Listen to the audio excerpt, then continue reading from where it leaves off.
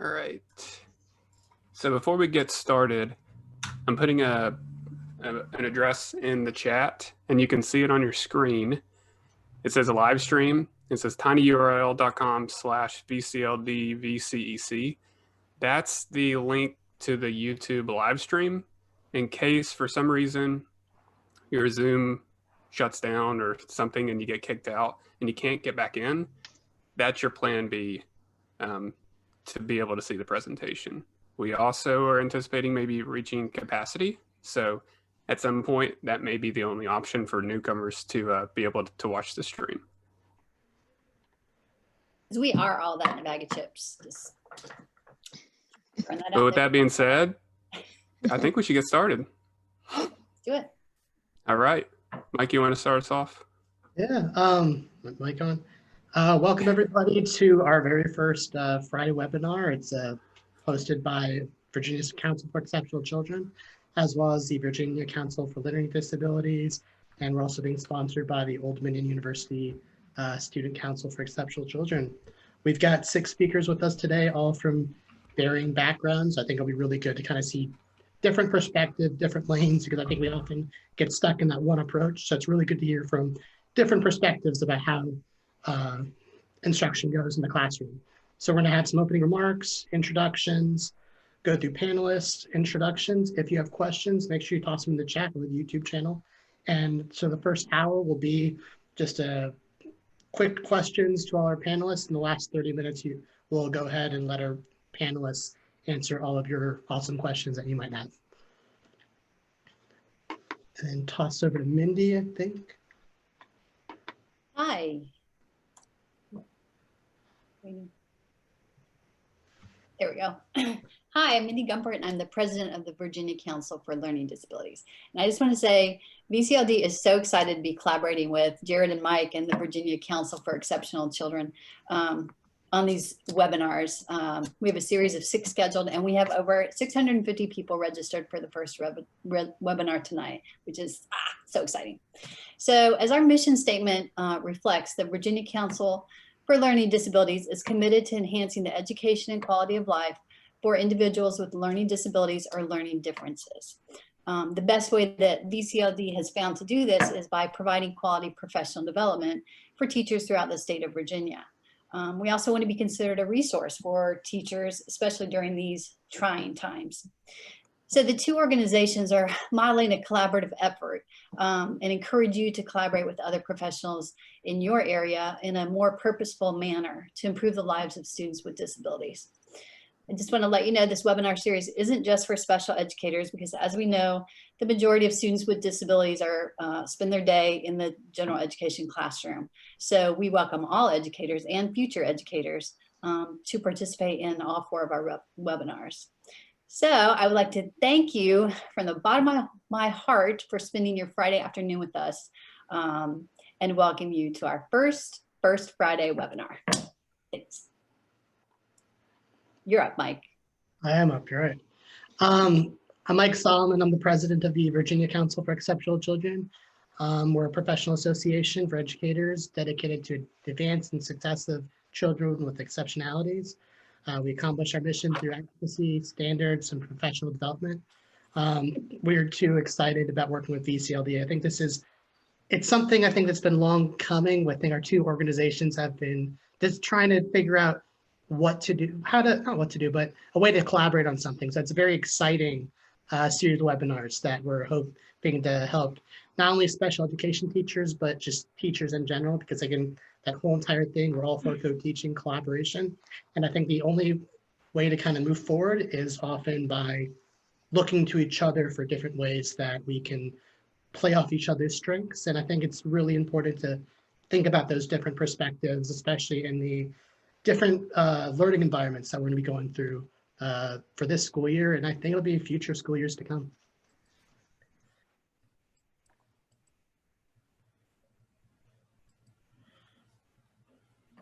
I think I get to go next. So I am Lisa Morin, and I am the VCLD president-elect, and I'm also ODU's Student Council for Exceptional Children advisor.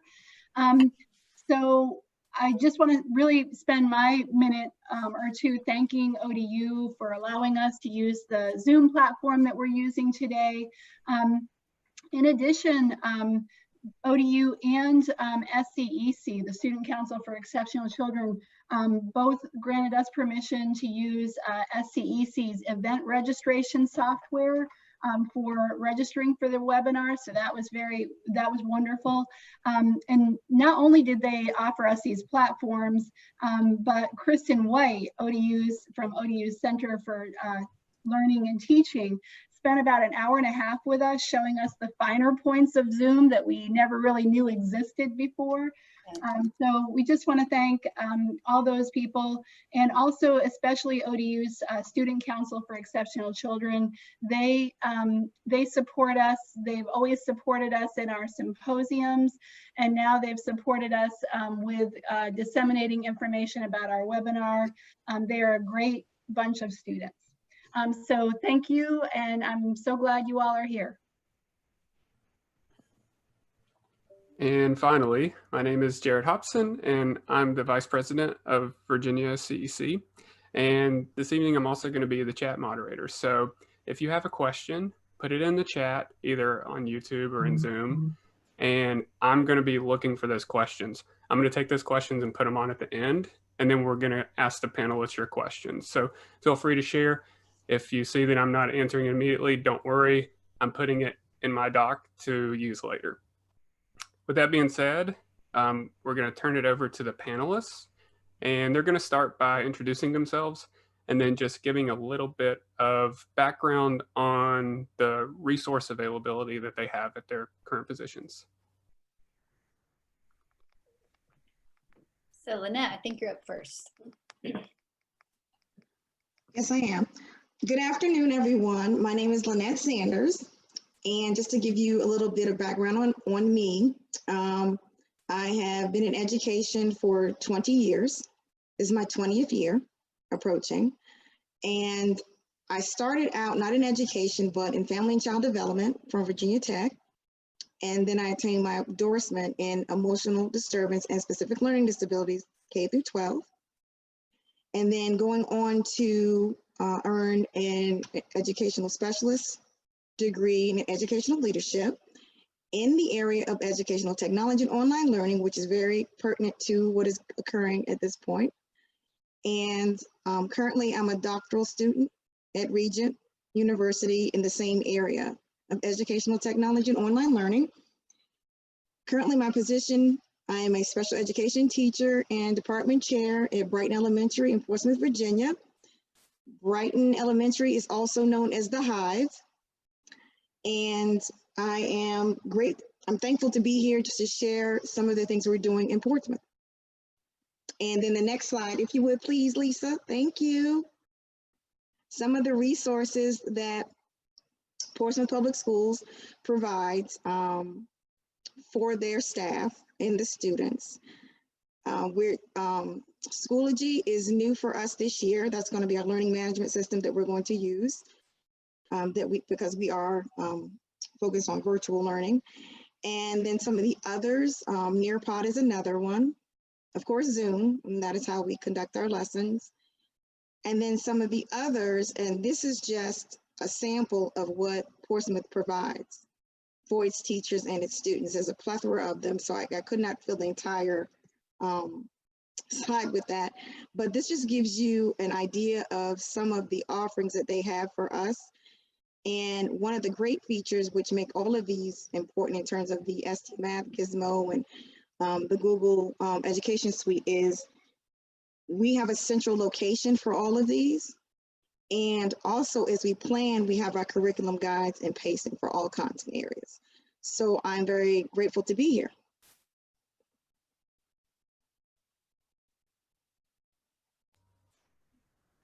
All right, next up, we have Christy.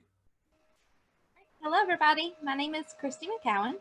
A little bit about me. I got my bachelor's degree in elementary education from Wise, Virginia. And then I taught for 1 year as an elementary teacher. I taught second grade general education. And then after my first year, I did a complete flip-flop. and I decided to do special education in the high school setting, and I found my passion there. So I went back to school and I got my master's degree from Radford University. And I've spent the past 6 years being a special education teacher at Christiansburg High School in Montgomery County. We do a lot of inclusive practices here. So I do adapted curriculum, bringing students who access adapted curriculum into the general education classroom, as well as doing some pull out and then doing full inclusion. And then this year I've tried on another hat. I just got hired to teach special education courses at Radford University. So I'm excited to start that as well. Some of the resources that we use, our school district provides Chromebooks pretty much from elementary up to the high school students. And everybody, the teachers access that. We're a Google-based school. So we do a lot on Google Classroom. This year, instead of Zoom, we're going to try out Google Meet. And we've done a few tutorials in that. So I'm excited to see how that goes.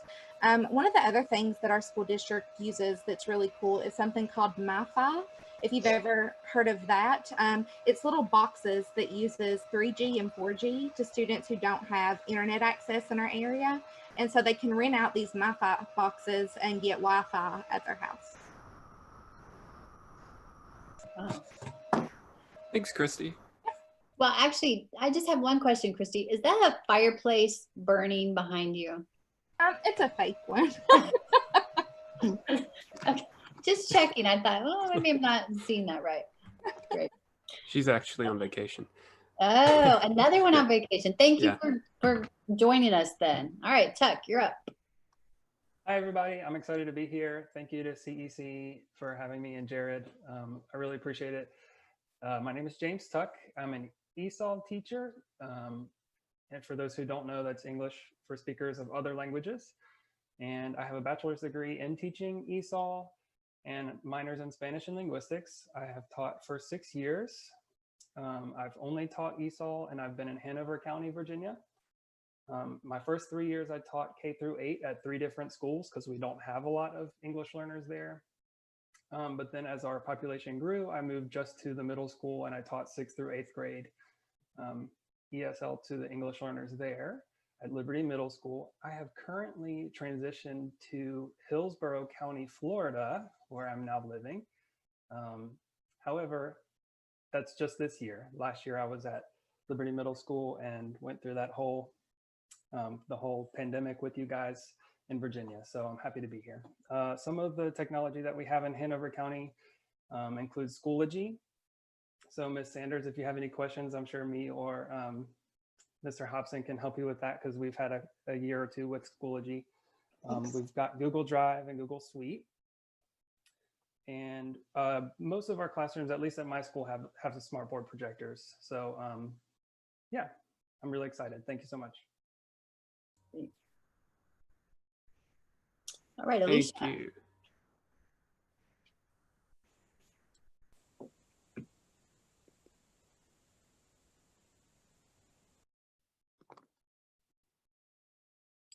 She said the weather was nice. She might be in the backyard. I guess so.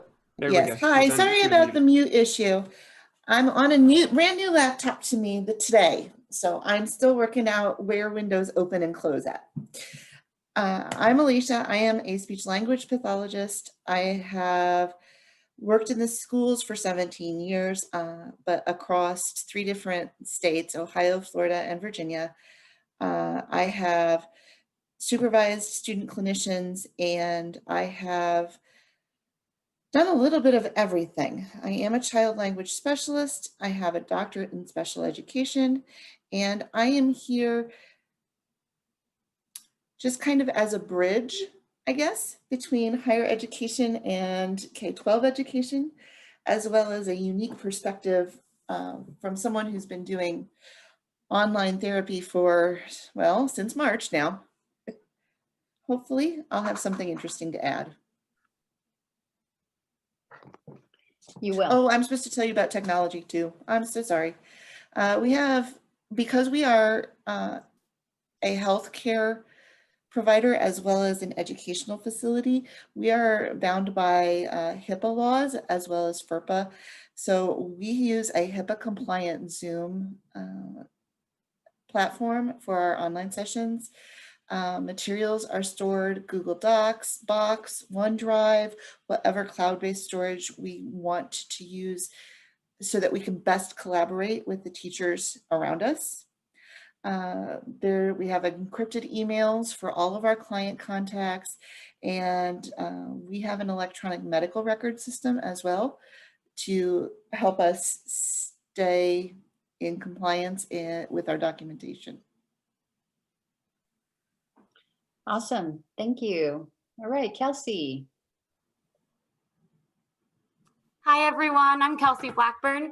I'm also a speech language pathologist. I did my bachelor's degree at Clarion University of Pennsylvania and my master's degree at Old Dominion. I am currently a speech language pathologist full-time for Virginia Beach City Public Schools. And I also work part-time at an outpatient clinic called Southeastern Therapy for Kids. So I get to do a lot of really cool things in both settings. And I've been doing virtual therapy in both settings, but they've been looking very differently. So hopefully I'll be able to give some different perspective from different sides of things. As far as technology in my district, every teacher and speech pathologist has their own laptop and iPad. And the students all have Chromebooks. Aside from the preschool population, those were on an as-needed basis this year, which I'll talk about a little bit later. And we use Schoology, a lot of Google Classrooms, and things like that.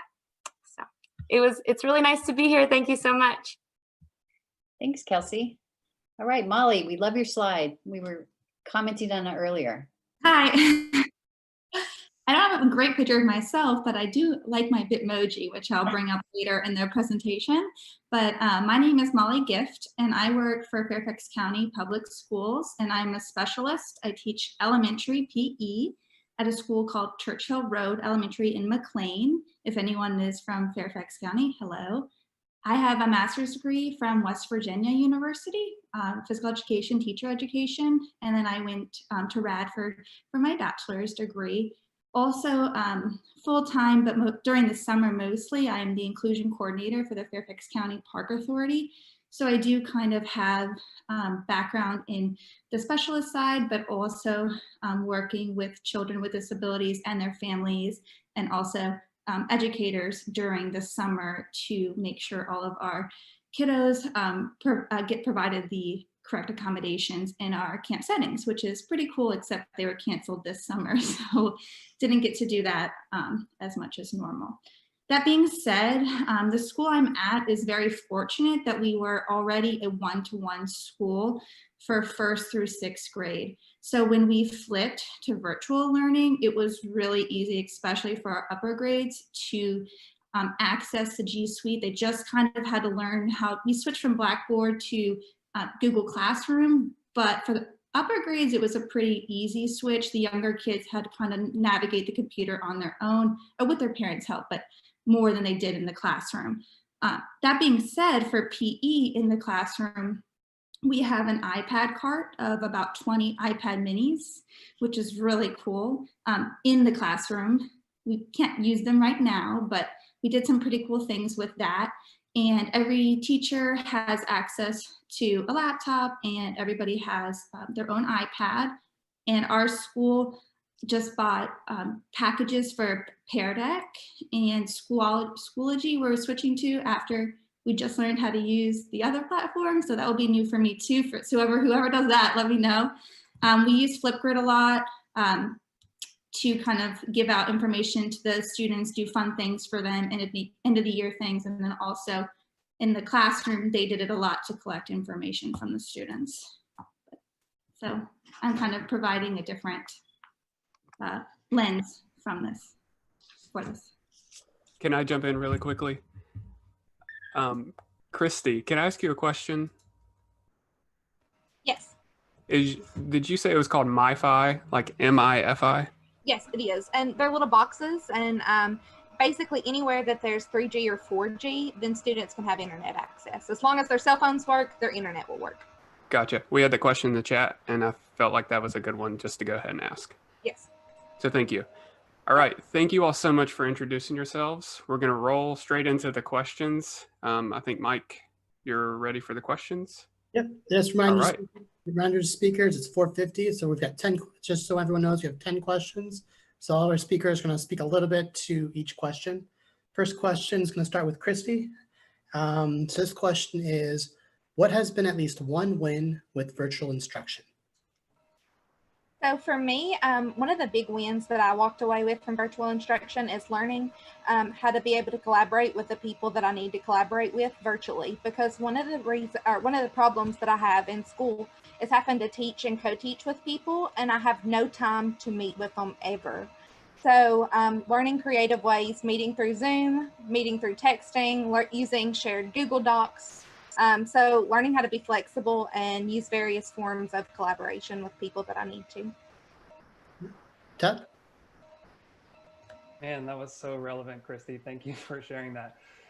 For me, one win that I had with virtual instruction was getting to focus on my students' emotional needs over their academic needs. It really allowed me to experience, for example, 3 of my 6th graders meeting with me regularly on Zoom during my one of my office hours. And even when the weekly office hours were over, they messaged me on Schoology the next week asking if we could still meet, just because they wanted to share Kahoots that they had made about their lives, which was just a really interesting experience to go through that and really get to have that connection even in a virtual world through the pandemic. I just want to say, James, I use Kahoot a lot teaching at ODU, but I've never had students do a Kahoot about their lives. I think that's brilliant. That's a really great idea, and I bet they love it. Yeah, sure. Yeah, I heard about it in a Saddleback webinar, and they called them selfie Kahoots. Oh, I love it. Cool.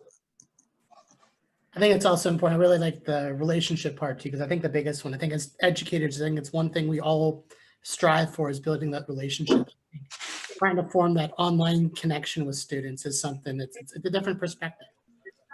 And I think I'm the next speaker on that as well. And that is our next speaker about this topic. And that was very related to what my win has been, which is there's a disconnect sometimes, particularly with the EI and the pre-K kids, where we don't, as therapists, get to see them in their true environment.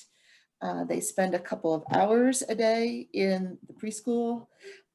And my big win is that we get to see the kids in their typical environment. They are relaxed, and we can integrate the things that are around them, right? We can talk about the couch, the mom, the pet, the things that they like to do that they have readily available, and use those as we do intervention and help them learn how to communicate. Wow, that's a great point. Love it. Next up is Kelsey. I think one of the biggest wins for me has been parent involvement. I would say about 2/3 of my caseload is preschoolers, so 2 to 5-year-olds.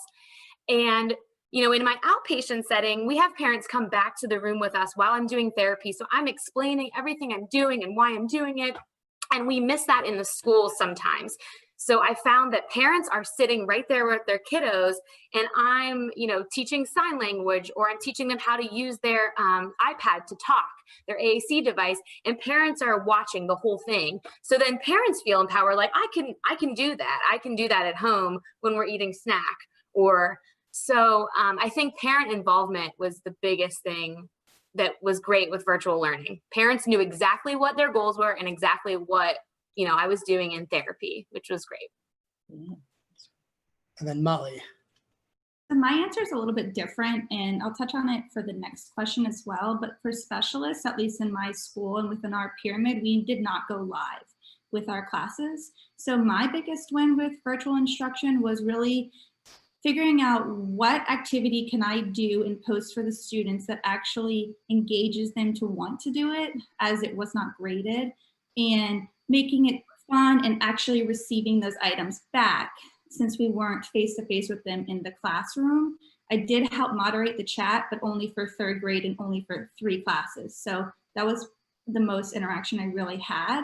That being said, I really dove into learning iMovie and learning the different ways to put my learning targets on there and all these different slides that I found that would really enhance the lesson. And it was so great seeing these kids going around their house. My example is an obstacle course, which I can post in the chat. You can watch later for your entertainment. But I had my dog go through the obstacle course and taught the kids the words over, under, around, through, things that we would do during PE.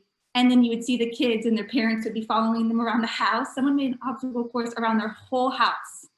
And it was really cool. So I was really proud of that although I wasn't live, I still tried really hard to do things that would get the kids interacting with me at least, and also still touching on our curriculum. And that motivation piece, I think, is a big thing that we all need reminders of, is trying to make activities.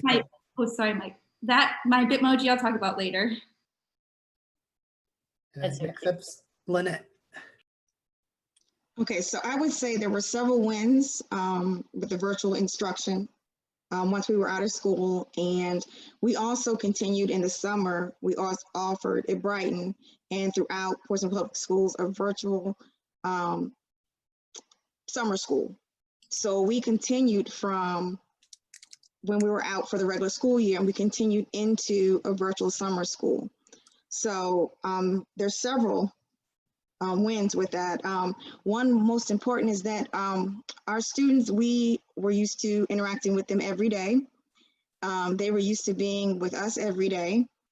And so the virtual instruction gave us an opportunity to connect with them. And a lot of them said that they missed us, and we said we missed them. We were able to make that connection even though we were not in the same room. And also the parents, solidifying our partnership at Brighton Elementary and in Portsmouth. That's what relationships with our parents are extremely important. And also we see it as we're a village. So it takes all of us, you know, even the Hive, that's who we are. And so I would say that was one of the biggest wins, was to actually see our students and to let them know that we care about them, and then show them our human side, that we miss you. And that was just saying to them, we miss you. And they would say to us, we miss you too. And, you know, just tell them we love you. And they say, we love you too. So just having an opportunity to see each other, even though we're not in the same room, I think is extremely important, because as students, they know we love them. We genuinely love our students. And so that gave us that opportunity. Another is also the different modalities, being able to address those. It could be through Nearpod or what have you, videos or things of that nature, some of the technologies that we use. So also those with different varying modalities, to being able to present it in a way that they are able to retrieve the content, and also find it that they take something from it. It's not just information they should know, but helping them connect it to, why is it important that I know this information? Thank you. All right, next question. What is one area that you feel could be improved with virtual instruction? All right, you can just pick one. We don't have that much time. So we're gonna start with Tuck. What do you think, Tuck? Hey, I think that one area that could be improved is greater access to broadband. I personally would love to see broadband and internet just become a public utility in general for greater access for all people. But one of the main reasons that I believe that many counties are allowing face-to-face instruction right now is because they know that not all students have access to internet. And so it's really nice that some counties are doing things like MiFi and that. But I also think that just greater access to broadband could be a more permanent solution.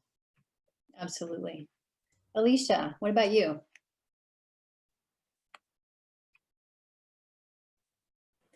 I actually have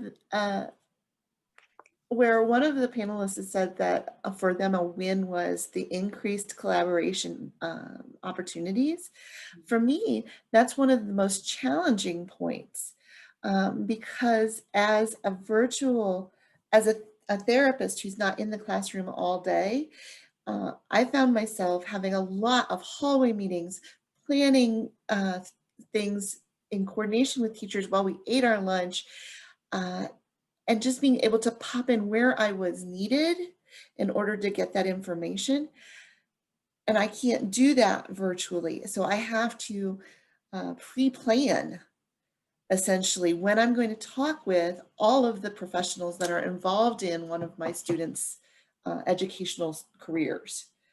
And y'all who have special ed kids know that sometimes that's like 8 or 9 people in order to get a full picture of the kid.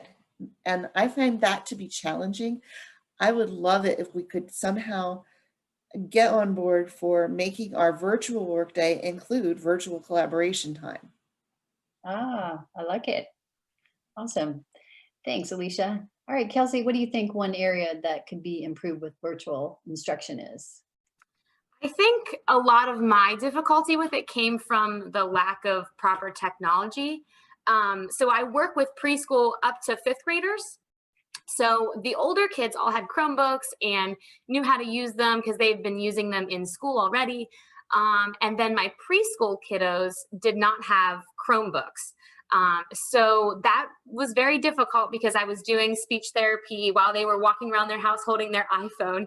And so a lot of the features that I really wanted to use on different websites or apps, it didn't work the same on an iPhone. And also I'm just like trying to do crazy things over here, trying to get the preschoolers' attention because my face is really small on an iPhone. So I think just engagement was a little more difficult as well.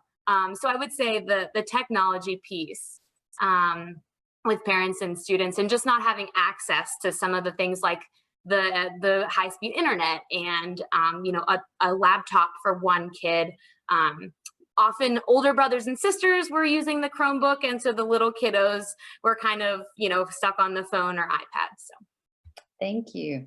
What about you, Molly? What area can you think might be improved with virtual instruction? Well, mine is more of like a personal one with where my school, my pyramid, and pretty much the whole county was no specialists were live. So we either did our pre-recorded videos like I was explaining before, or we supported in the classroom teachers while they were teaching their content. So it is being improved because we are going to be going live 30 minutes a day.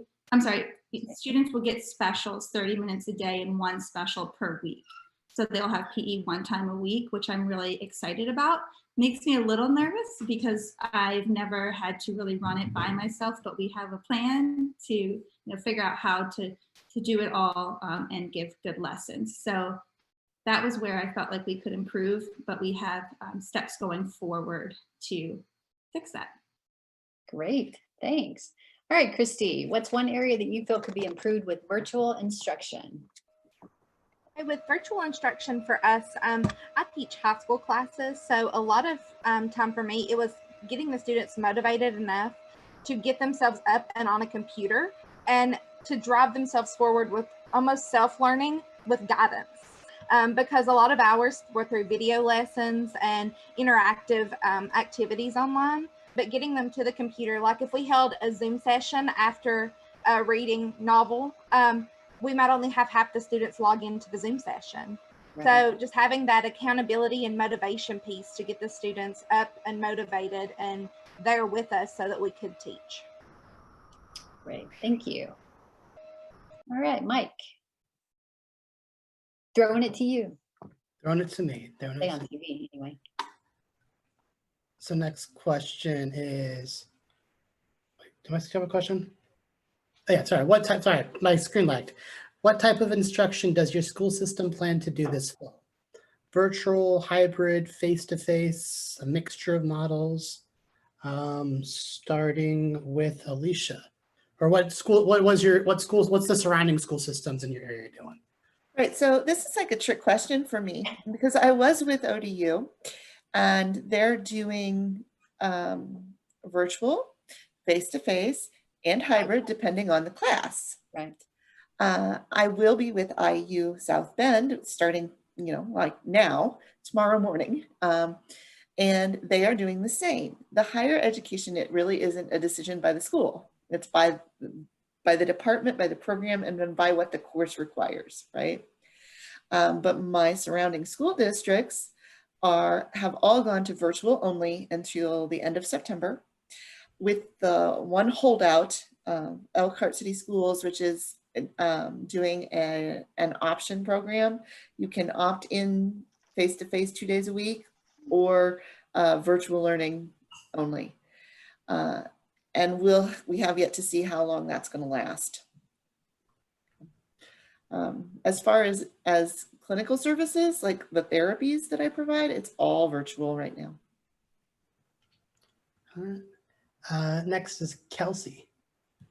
So in Virginia Beach Public Schools, we're going to start all virtual. And then when cases are between, I think, 5 and 10%, we're going to enter into the yellow zone, which means they're going to send pre-K through 5th grade, 6th grade, and 9th grade back for face-to-face. And then the rest of the grades will return. So we are starting all virtual. As to what kind of, how much will be face-to-face, like on Zoom versus asynchronous, we're not really sure about how that's going to look quite yet. Mm-hmm. Molly. So the surrounding schools near us are doing all virtual. So we're 100% strong virtual start. If anyone is in Fairfax, words have been thrown out a lot. That being said, we do not have an exact date of when we will go back. It's going to be reassessed after first quarter. I've been doing a lot of work on our master's schedule. Without getting into too much detail, some of the things that I think is pretty cool that we found time during the day for was some MTSS blocks, family choice blocks. We're going to have every grade is going to start with a morning meeting and end their day with a closing circle. So we're kind of all uniformed on that.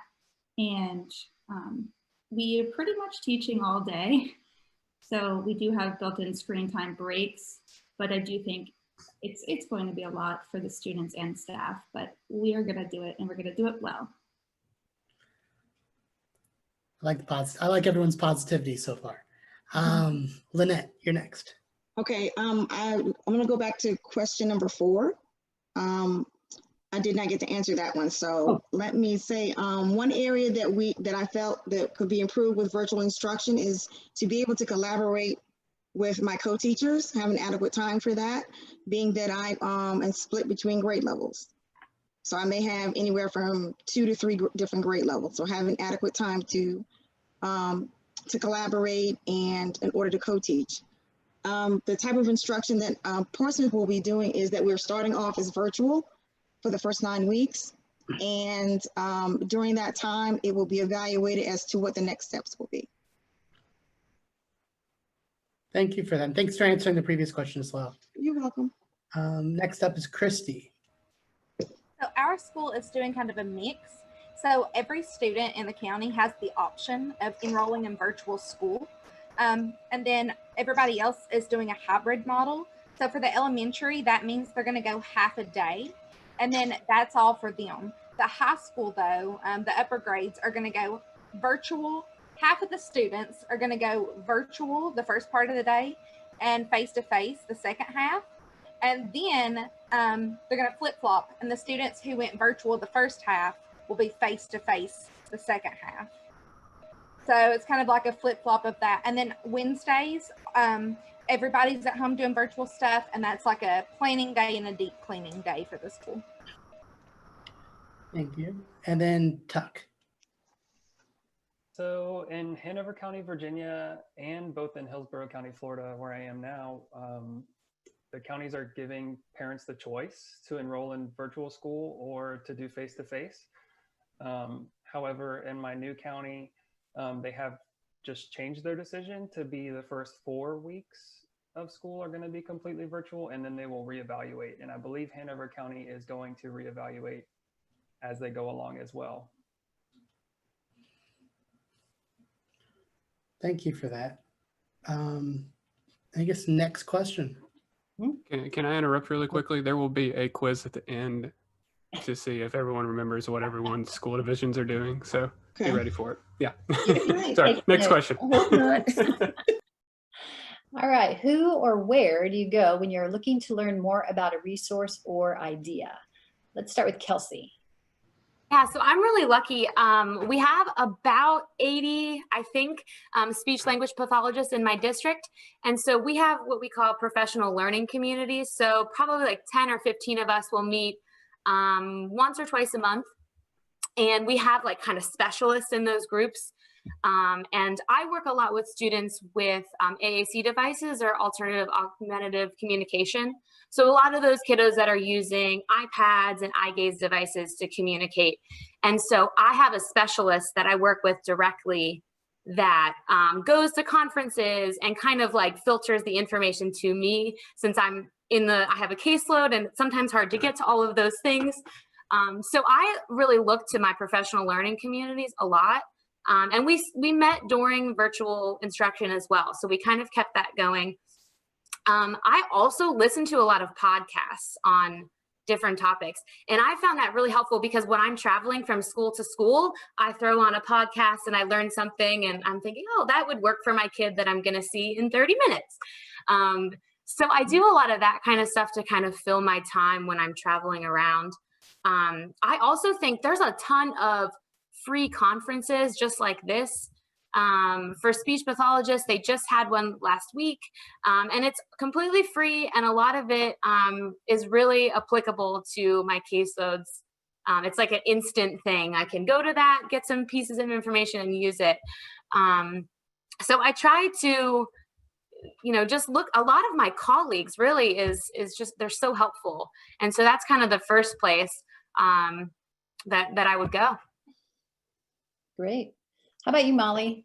So my big one is Twitter. So I made a professional Twitter about a year or two ago, and I've connected with so many people just searching PE or searching for my professional organization and who are they retweeting. And I get so many of my ideas from there, and they are just great. And then, you talk back and forth and you create relationships with people all around, and you have an idea and then you twist it into your own, and then you share back with the other person what you did differently and they can try it.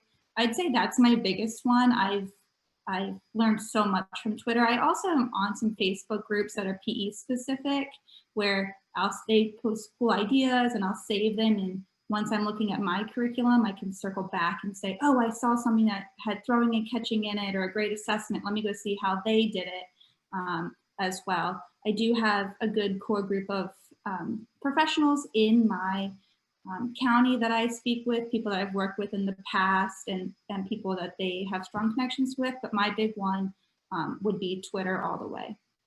Wow, awesome. All right, Lynette, how about you? Who or where do you look when you need a resource or a great idea? To learn more about a resource, I often talk with our technology resource teacher that we have, Mr. Beeman, and when we have a question, he will do individual sessions with us, professional development sessions with us if we are interested in idea. And also if we're like, for example, Nearpod, they offer a lot of webinars. So whatever I want to learn something about a particular app, I will tend to go to the site and sign up for webinars. So that's what I primarily do. And are those usually free, Lynette? Yes, Nearpod is free. And for example, currently I'm in Camp Engage, which is 2 weeks, and Nearpod has that where you learn different things about Nearpod and vocabulary. And so they're free completely. Well, Lynette, I thank you for pointing that, because I think the big one, I think we often forget, there's so many great resources out there.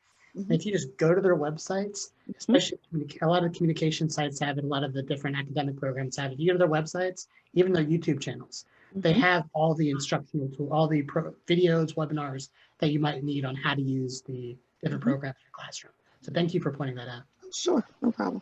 All right. How about you, Christy? Who or where do you go when you're looking to learn more about a resource or an idea?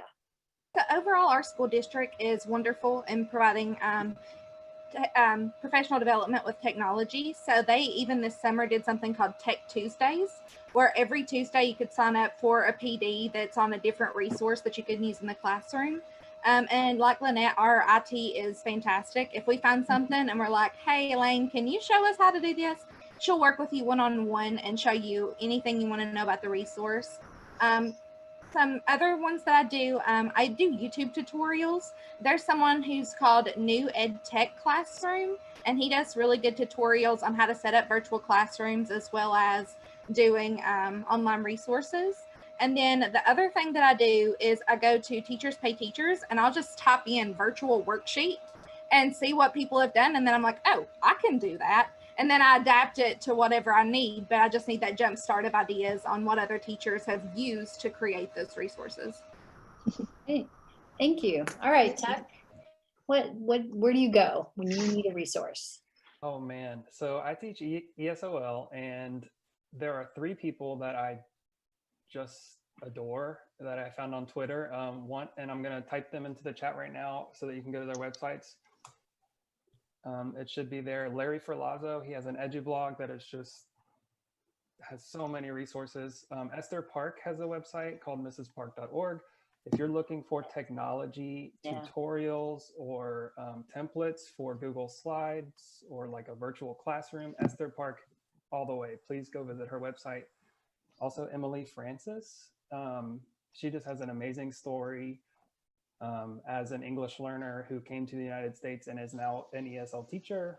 And she frequently uses the hashtag PD for you and me on Twitter. And so I would echo Molly in saying that Twitter is a great place, but also those 2 websites that I linked for you in the chat.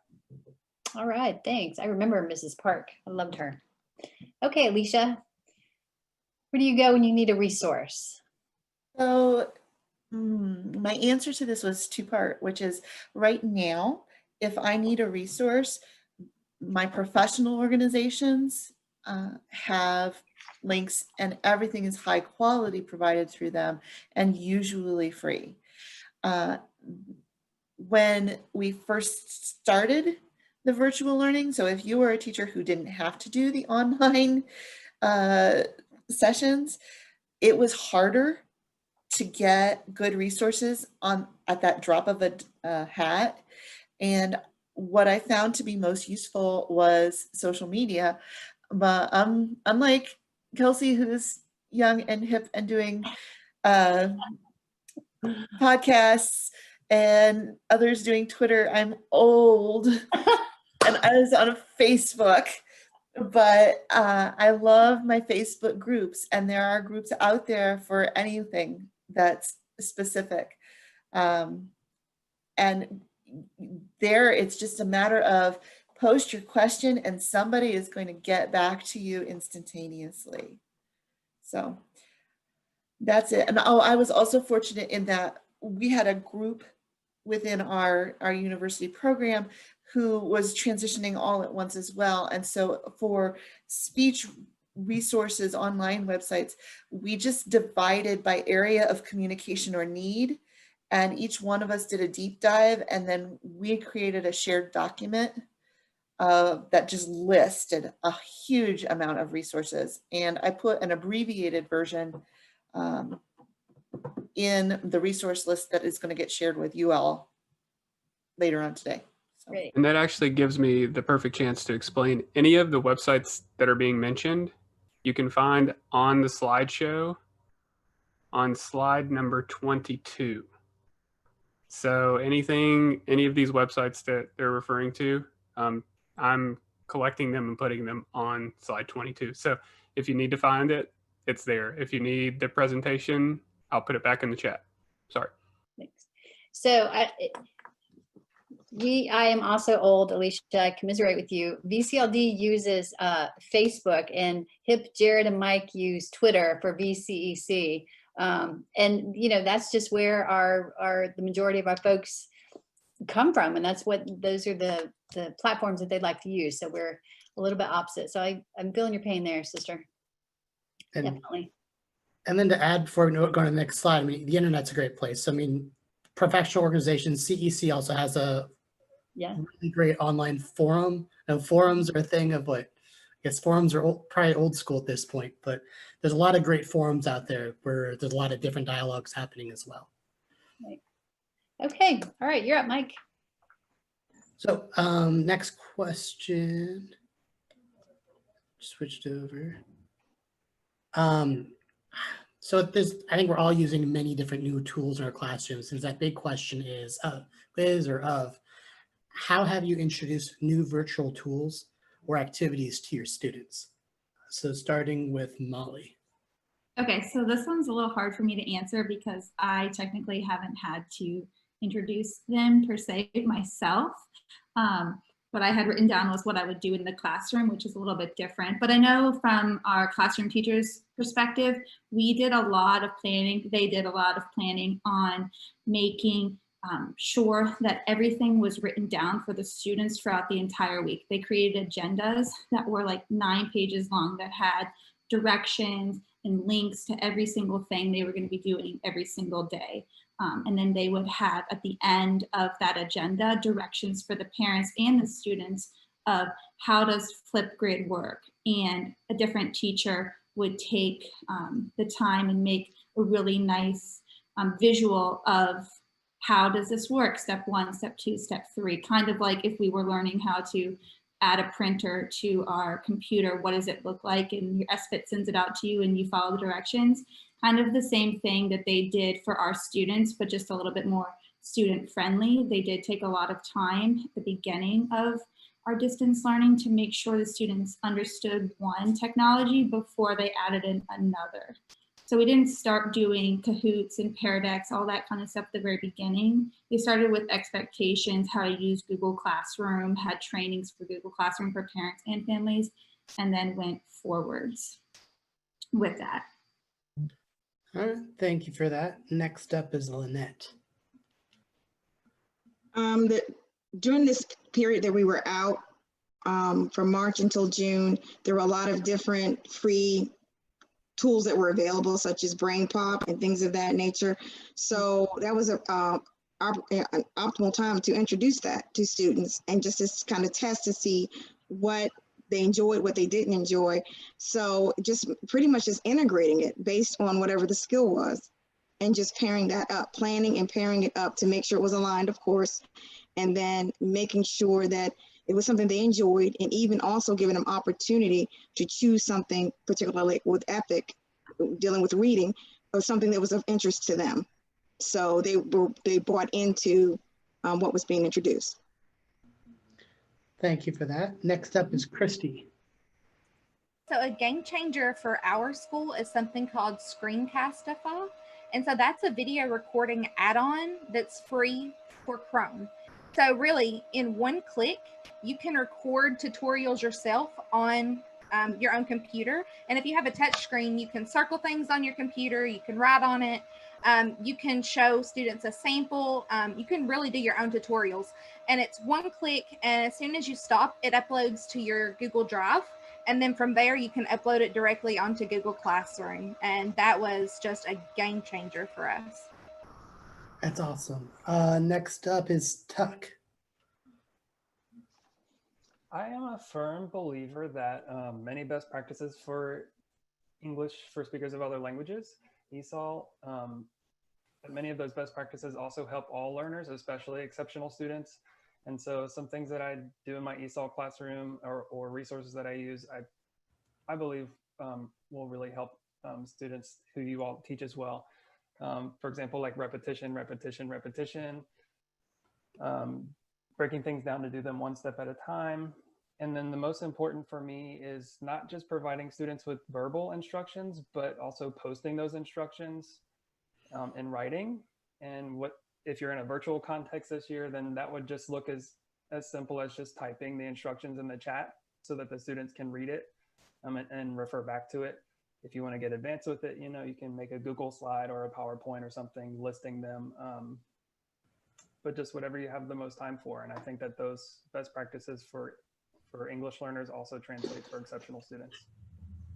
I like that. Next up is Alicia. So introducing new tools, new and materials and activities to my students. Again, I'm divergent for my higher ed students. It was, we shared our list of resources and we told them you are responsible for figuring out how to use these, right?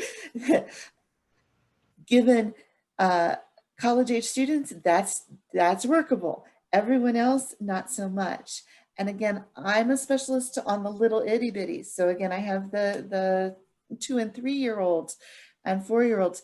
So we as a group made a policy where we made an appointment with their parents or other adults who would be present with the technology they would be using.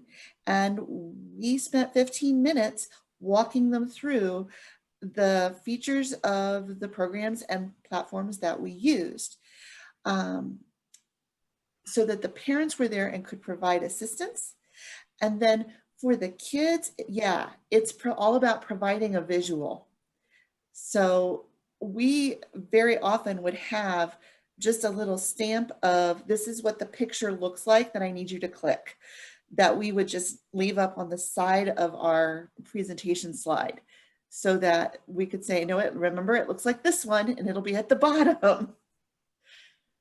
I like that. Visuals are always good. Then, Well, and it worked, right? Because I had a 4-year-old annotate a document at me the other day, and it just amused me greatly. I didn't ask her to do it. She just pulled up the pen and started going to town. that's awesome.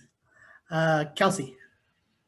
Yeah, Alicia, I think I had the same experience. Kids pick things up really quickly. My students taught me how to use things sometimes, which was, it was great. It was a bonding experience. But as far as how I introduce new tools, I try to use what the teachers were already using because I'm a specialist. And so I co-teach with the early childhood special education teachers. And so I tried to not introduce too many new things at once, kind of like Molly was saying, just because I didn't want it to be overwhelming. And I thought that if teachers were already using this platform, I'll just go ahead and jump in on that platform, which was a little difficult for me because I was using a lot of different things. But I think it worked better for the kids because it wasn't, your teacher uses one thing, your speech pathologist uses the other. And I think parents were already it's overwhelming, all the things, all the different technology to some families. So I actually didn't introduce a ton of new things. I just kind of went with what the teachers were doing and kind of jumped in on those tools. Right. Thank you. Okay, ready for our next question. Okay, so this is a 2-part question and we are running out of time. So you're gonna have to bang it out, guys.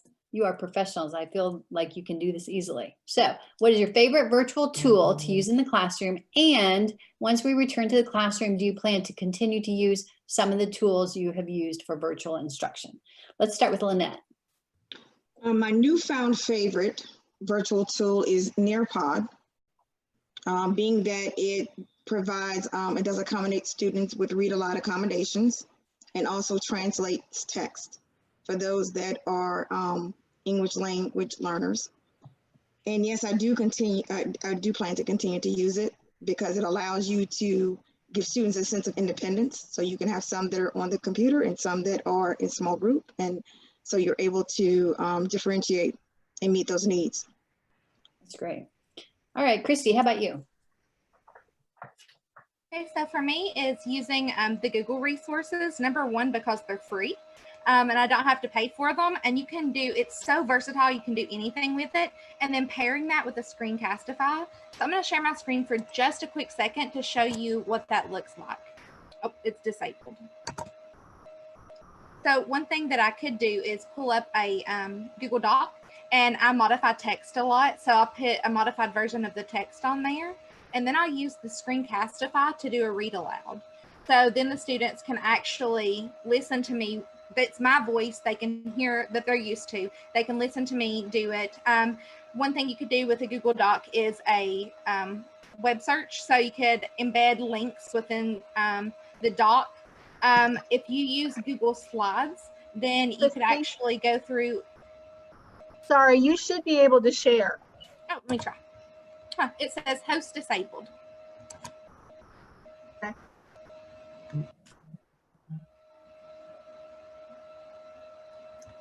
All right.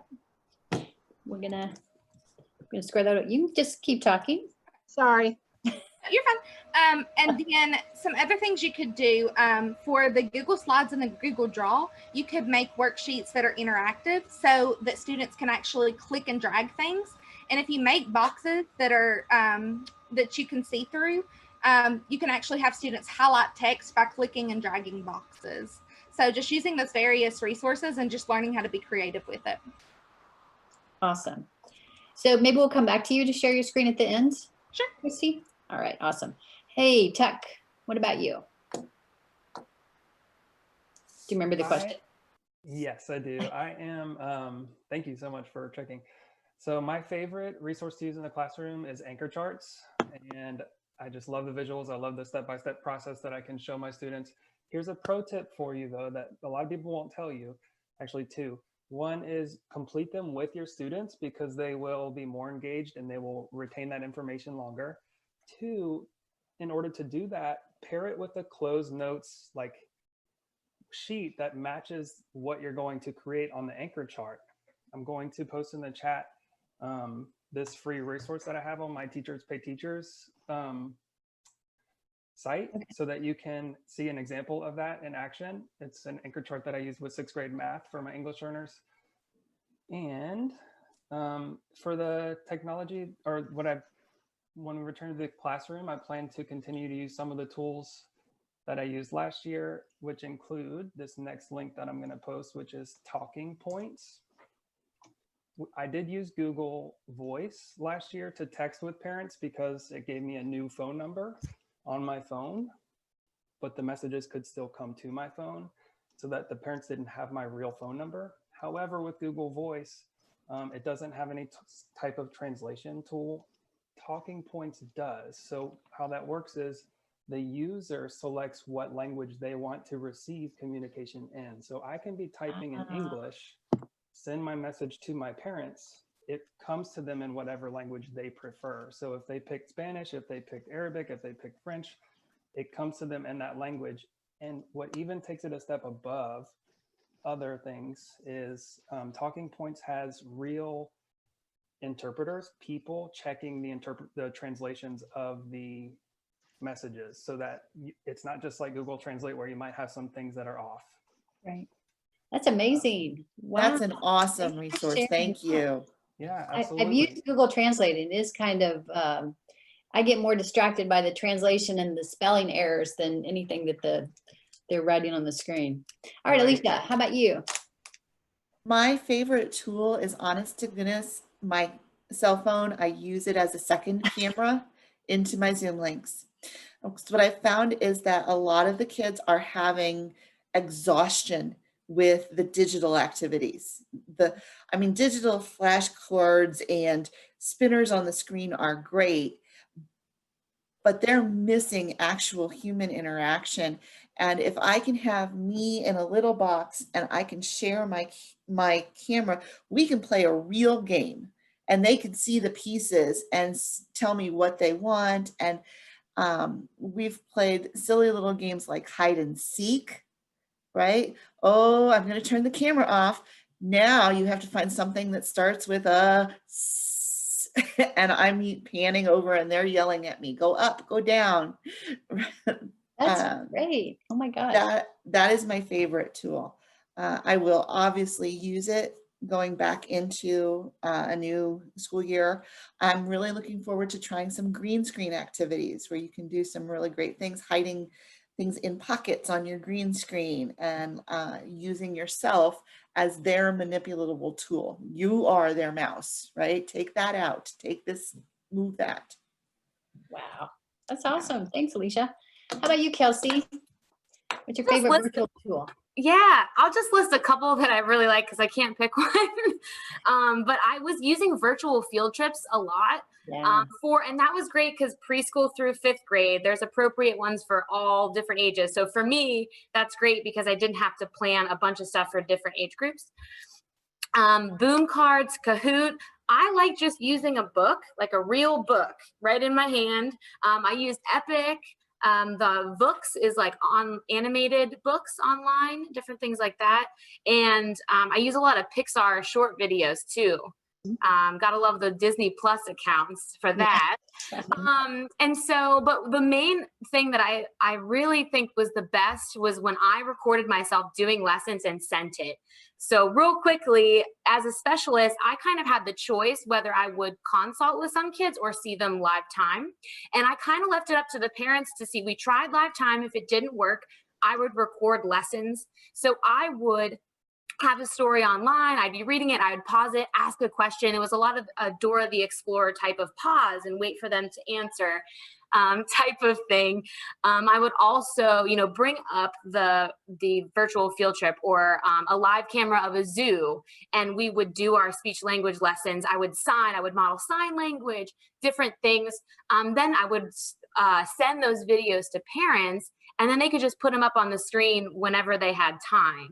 So it worked out well. And I thought that those were better than, at least for my kiddos, than sending like packets of work or sending links to parents. Everything was right there. They just had to put it up on their TV or their phone and kids could watch it and get a little lesson. And I think I'm actually going to keep doing that when we do return to school, rather than like a newsletter to parents or things like that. I'll probably supplement what I was doing to keep parents in the loop, and also just do a quick video of here are signs of the month, or here's a fun way to use your child's AAC device. Here's a fun little folder in this device you might not have known about. So I think I will keep doing those kind of little videos and things and recordings. How fun. I love the idea of a virtual newsletter. That is brilliant. Yeah. And I 2 of the videos that I made, please be kind because I'm very awkward on video, but I did attach, I think they attached them to the end of the PowerPoint. So you can kind of see what I mean as far as how I recorded videos and paused. And some of them are even like parent trainings. So you can kind of see what I mean. Awesome. All right, Molly, what do you got? Okay, Lisa, I don't know if you can pull up my picture from before, but I will start talking. As a school, our favorite tool, I think, that is going to be used across the board is Pear Deck. If you haven't heard of it before, think of like a really cool interactive PowerPoint. It can be student-led, so if they're doing it on their own time, or teacher-led, meaning they can't access the next slide until you give them permission. What's really cool about that is you can get immediate feedback. So if you're doing math, and you can see the kids' answers and see if they're really getting it or not. They can't see others' answers, but you can just get real feedback very quickly, since you're not able to walk around the classroom and actually see that.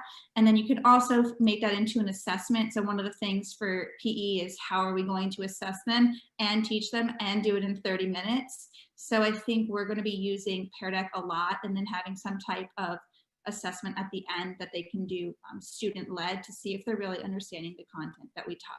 We did pay for the upgraded version. I do believe there's a free version, but someone else may know. Another thing that I want to continue doing, something that I was really excited about, was the Bitmoji Classroom. So there's a lot of people on here. I'm sure a lot of you probably made your own, but this is a virtual field day I made. Unfortunately, I can't share it with you because of our privacy settings in Fairfax. It won't, and it also can't copy it or duplicate it in any way. So here's a screenshot of it, really cool. You could click every single cone and it would take you to a field day event led by a specialist. So this was kind of our way to, you don't get to see us every day like you used to, but you can look like each specialist is next to a cone, and I gave them the directions and they explained the field day activity, and it was really cool. So I plan on doing that more as like a choice board activity once I'm done with my live lessons. Take a picture of the inside of our gym and have a different theme for, maybe two weeks, and then make a new one. And I just think it's really cool and fun. I'm sure a lot of you did it, but it was a lot of fun to do that. You guys are awesome. Yay. I'm so excited about all these resources. I've been frantically writing notes. Okay, Mike, you are up. Next question. So in lieu of time, let's try to keep it maybe 2 to 3 sentences.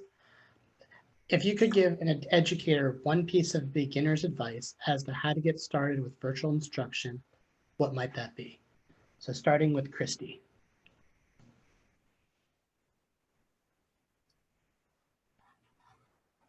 So my advice is, first and foremost, take a breath. Like, everybody is feeling overwhelmed. Just take a breath. Next, just brainstorm, see what you can find, and then play around with it. You'll be surprised at what you can figure out on your own after you've jump-started your own creative thinking. Great. Thank you. Next, Tuck. My one piece of advice is to prioritize Maslow's hierarchy of needs over Bloom's taxonomy. Not just for your students, though. Please hear this. Do it for yourself, too. You deserve and need to make sure that your emotional well-being is taken care of before you focus on academic progress. Thank you for that. Next up is Alicia. Keep it simple to start. Learn your tech platform, whatever the platform is that your school is working with, learn that one. Figure out what you can do within it. Does it have annotation tools? Does it have a built-in video? Can you use your shared camera? Don't try to change how you teach. Find the tech that matches how you teach. I like that. Then Kelsey. I would say you as the educator are the most important tool for student engagement. It's not necessary to use all the technology at once. Rather, my advice would be to keep it simple, choose one idea at a time, build upon your virtual toolbox. Your personality and energy level can be more impactful than an app or a website. So I think if we're engaging with our kids, they see that they're going to be engaged. That's really important. Thank you for that. Molly. In the PE world, one of the biggest things that's important throughout the whole year and in the classroom is just setting really specific expectations and routines from the very start.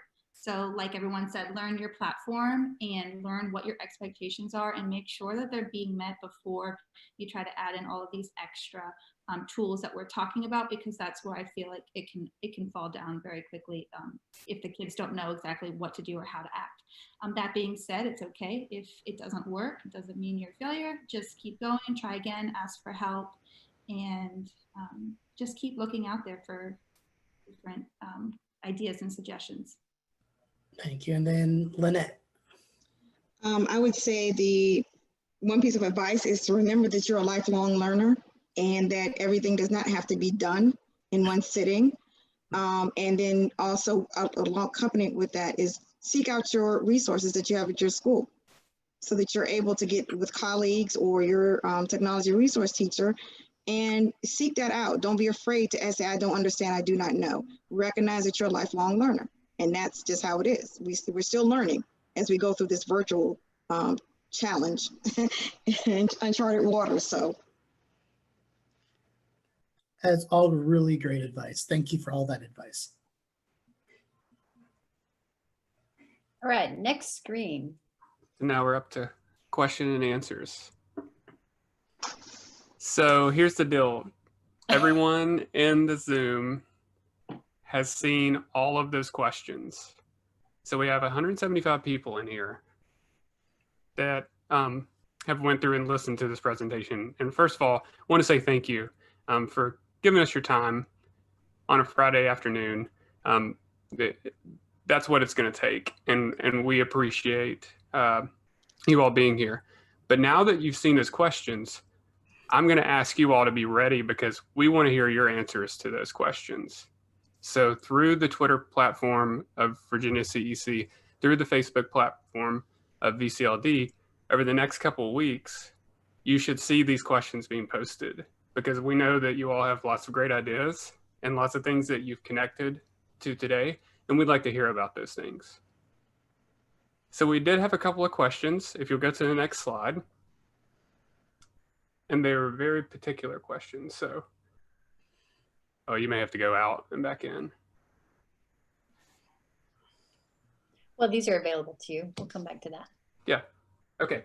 So question number one, you may only be able to see it if you're on the presentation, the current presentation. So the first question is for Alicia and Kelsey.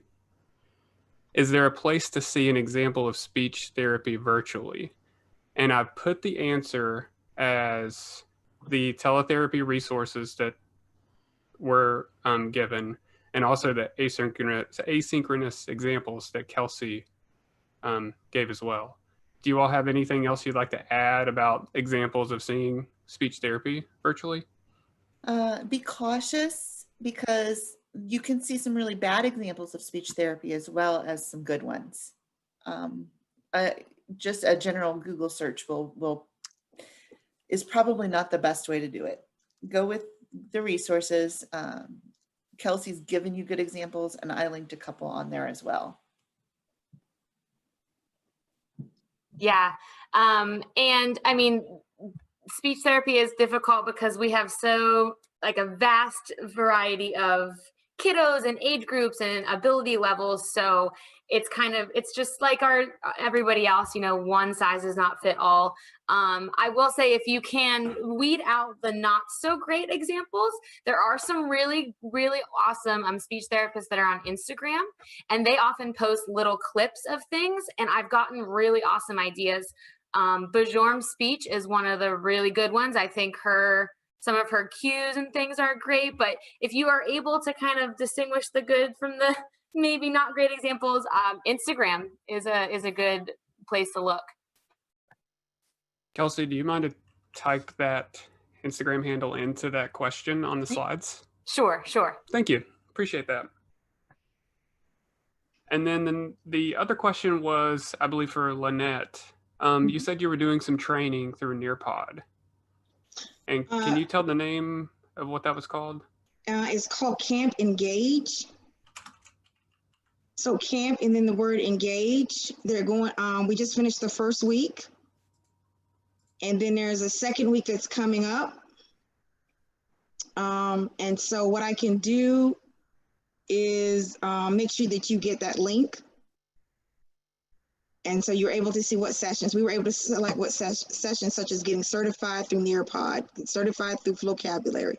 So there's a plethora of things to choose from, and they're all awesome, and they're recorded.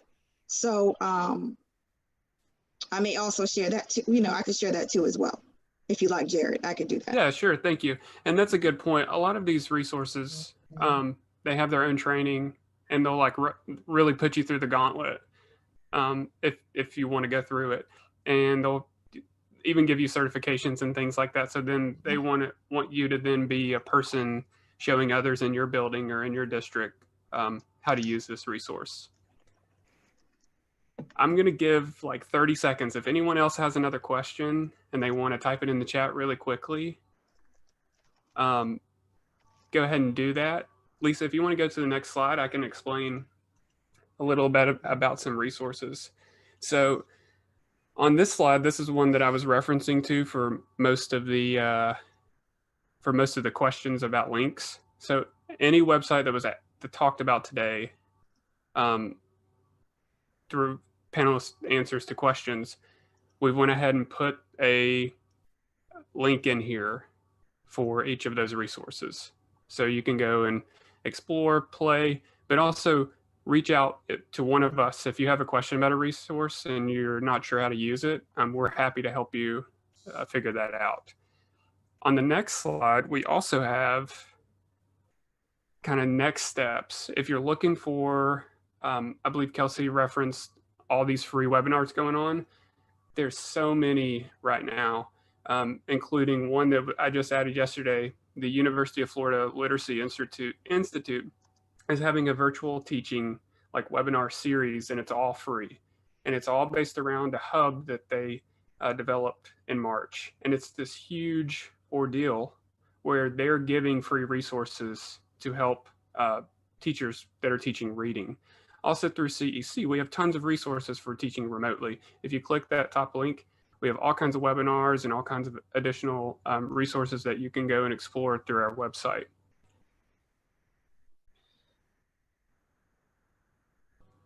If you all have any additional things that could be put on here when we're reaching out over the next couple of weeks, please, we're doing this with a community focus. We're supporting one another. And this is one of the ways that we can do that. So if you have a resource that you want to share with us, please reach out to us and we're happy to add it and share it as well on social media. No more questions? I mean, I'm seeing a lot of people throwing some ideas in the chat right now. This is great. And this is what we want to see. And we want to continue this through our social media platforms. I saw one question about privacy.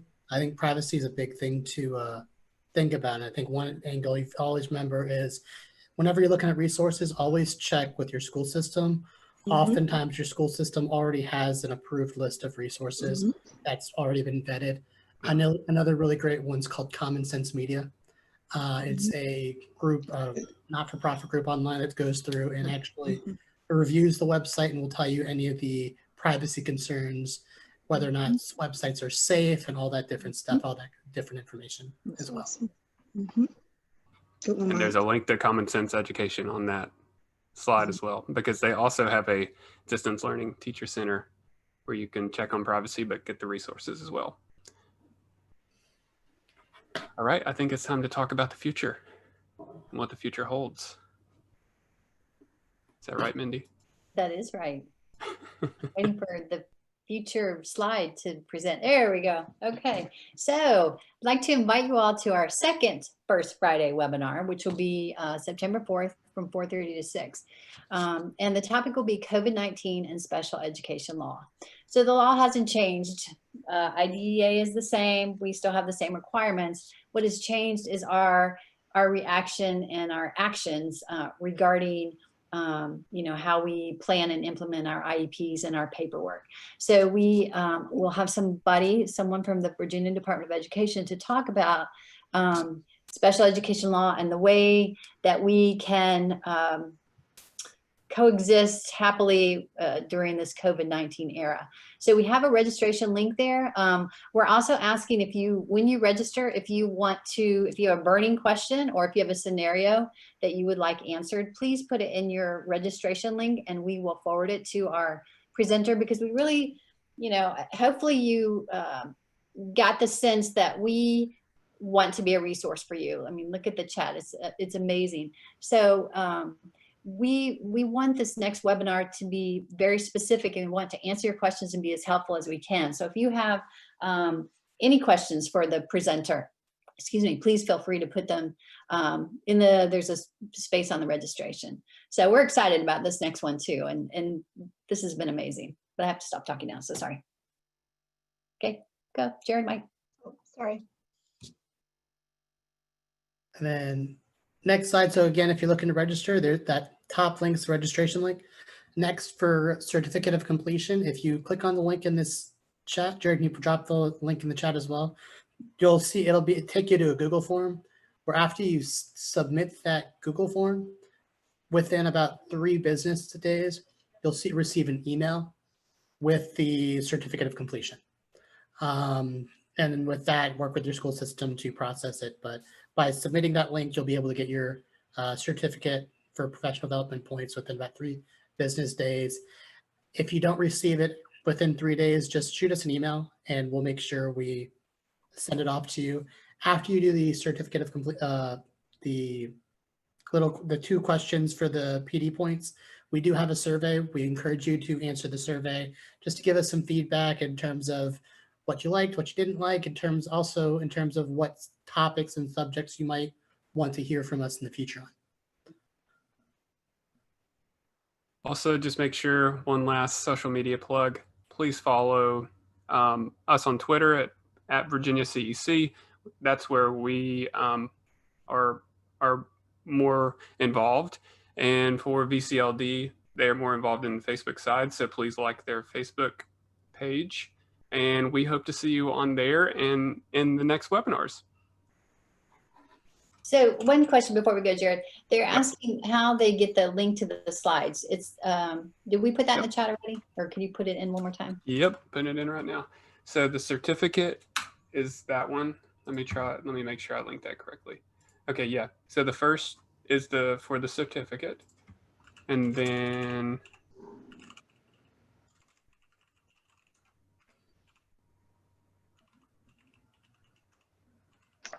second one, that should be the slides. Oh, I didn't link.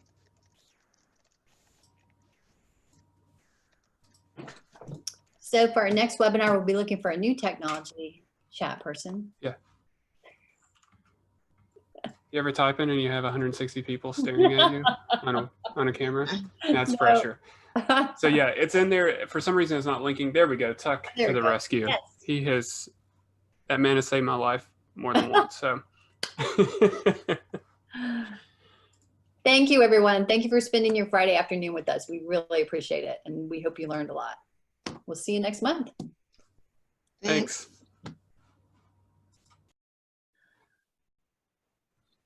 Thank you to all the panelists. Oh my gosh, you guys were amazing. Thank you so much. You